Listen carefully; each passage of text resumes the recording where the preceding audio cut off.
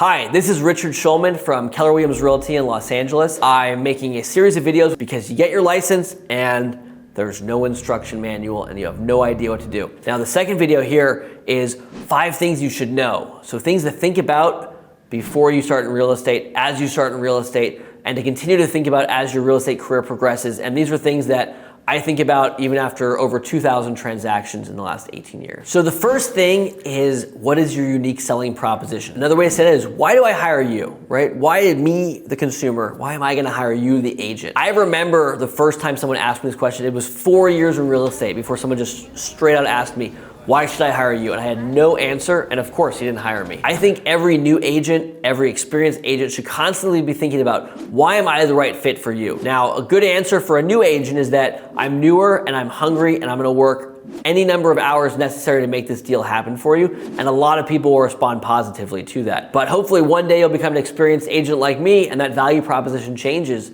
and becomes, you should hire me because I'm the most experienced, successful person you can find. So always be thinking about what is your exact right fit. If you work in a certain neighborhood or live in a certain neighborhood, or you've sold a few properties, you're an expert on a certain thing, that might be your unique value proposition for that area or that client, and that might change, right? So you might be the best agent in Santa Monica to sell condos, and you might also have a client who wants to live in downtown LA and have to have a reason why you're the right fit for them there. So always be thinking about what that is and think of ways to work that into the conversation. If I've sold a lot of properties in a certain area, I'm gonna constantly mention that in my communication with potential clients to reinforce my value to them. Number 2, what is your why? And that's a big question. It's really the question. Why are you doing real estate? The way I see it, real estate's an incredible job because it allows you to make money based on your efforts. You work extra hard, you make extra money. You wanna dial it back, you can dial it back. At the end of the day, it's a challenging job. It's commission only. The cycles are very long. If I met you today and you bought a house today, it's maybe 45 days to get paid. And it's a tough business when things are good and tougher when things are bad.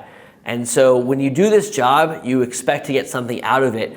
And I think that you really have to have clarity there. The number one reason I see agents flame out of the business, they come, they have a great start, they work for a few years, and then they drop out, is they just aren't clear on why they're doing it. Let me tell you, it is a grind to do sales. 18 years in sales, it's a grind day in, day out. I am clearly attached to my why. Are you attached to your why? And what does that mean? Look, we could talk for hours about that. Your why is, why am I gonna get up every morning, call people who don't wanna talk to me, show homes to people who don't wanna buy those homes, write offers that may not go through, have clients cheat on me, have deals fall through over things that aren't my fault, to maybe get a commission check months down the line. Why are you doing this? And why are you gonna keep doing this? And it's not just the money, okay? It's not the money, it's what the money does for you, what the lifestyle does for you, and if that's a match for you. Think about that, and that will keep you motivated and working in this business for a long time. All right, number 3, numbers game. Real estate is a numbers game. This is a huge misconception.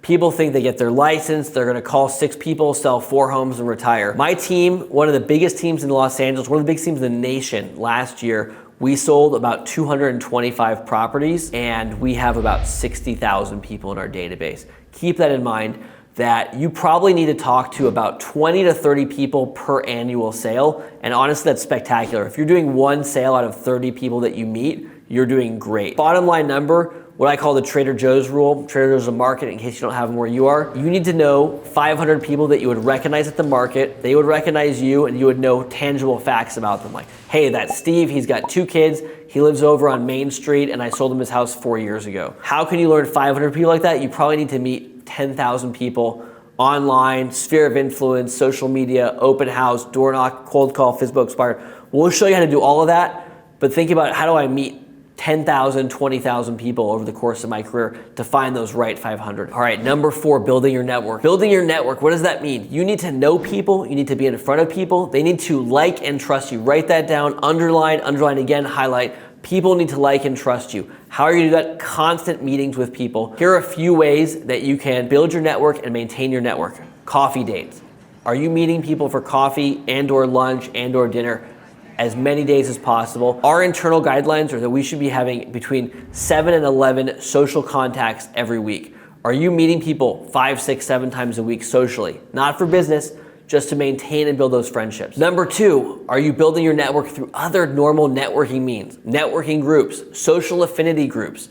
Are your kids in sports or other programs? Are you meeting people out in the world in a professional setting where they know and like and trust you as a professional, bringing them into your database and then able to prospect them indefinitely. Think about how you can meet those people and bring them into your world. All right, and number 5, and again, these things all tie together, business is not going to find you, okay? I can tell you it was probably 12 years in real estate before people consistently would call me and ask to hire me. Don't expect that for the first decade of your career. You have to go out and find that business. Have the mindset that no matter what, I'm gonna wake up every day and hunt for business on the phone, door knocking, in person, holding open houses, going to those social groups, going to those networking meetings, meeting friends for coffee. You have to go and get that business. Pick up the phone. I want you to also think about contacting 25 people every day. 25 times you pick up the phone and call someone and talk to them about real estate every single day. It's absolutely critical in building your business. If you didn't see the first video, or if you think you want to watch it again, which would be an incredible idea, somewhere around here you can watch the video again. It's a great topic about how to start your real estate career, start it right. I didn't have that when I started. It took me 9 months to make my first sale. We're gonna fix that for you guys now. Once again, my name is Richard Schulman. I'm at Keller Williams here in Los Angeles, and I hope we can help you learn about selling real estate.